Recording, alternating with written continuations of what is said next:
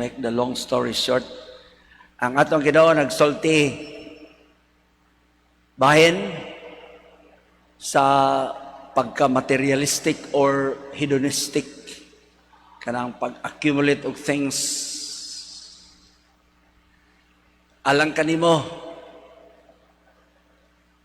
og ang hedonistic kanang sensual pleasure na siya. Mao na nga dili ka mo accumulate og mga butang sobra kanang husto kay waman mo wali ang Ginoo kontra sa wealth.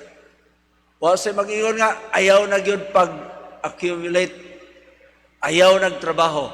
It promotes laziness. Wa man mo ingon ang Ginoo na. Ang iyaha nga we should have wealth. But not only for ourselves, but for others. Nakaimo na sa uban. Labi na sa mga butang, wa ni mo trabaho iba. Nakapanunod kag mga butang. Hinumduman sa nimo ang mga less fortunate. Kanang mga wa. Isang bahina na nimo gamay. Kaya ang angol sa ihatag ni mong tanan, magpakilim mo sa ka. Mayog St. Francis ka. Mao nga, while manghatag ka sa imuha, dili po ito pasabot nga hatag ni mong tanan. Uli na lang ka mo trabaho. Dili, trabaho gamon ka. Onya,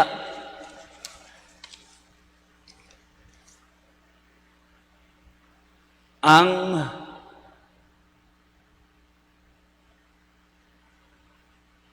usa sa mga butang nga atong hinumduman kung magtigom ka, daghana ka, oo, matay ka. Wa ka kapahimos sa imong gitigom. Kinsa may nagapahimos? Ang mga tao hinoon nga, wa gyud mo trabaho, tapulan. Tingali imong umagad, imong parinte nga, nidagsalan niya, mao'y nakapanunod sa imong mga kabtangan. Dakuan ang disgrasya. Mao na, ang Ginoo,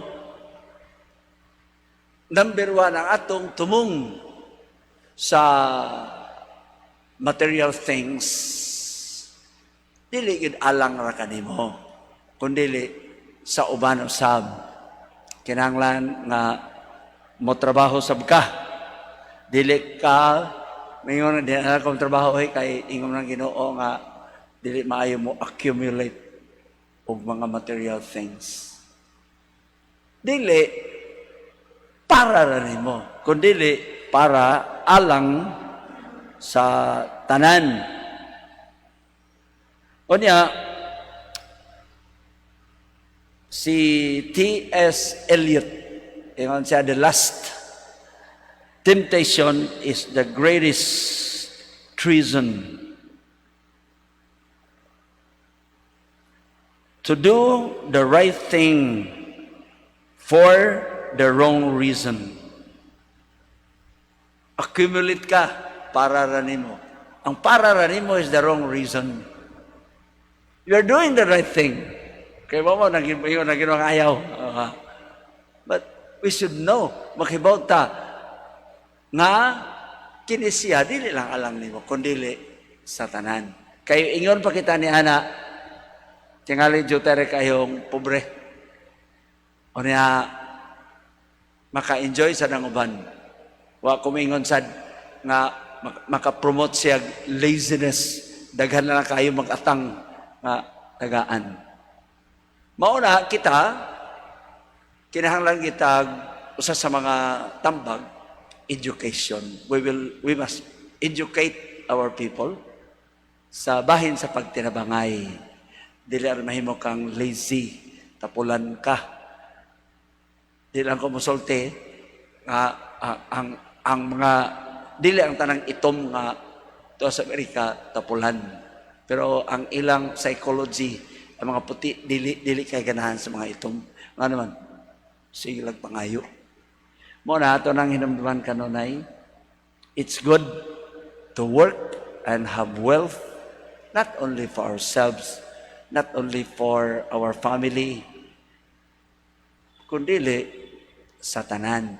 Kay ang mga material things dili ginaimuha sa Ginoo na.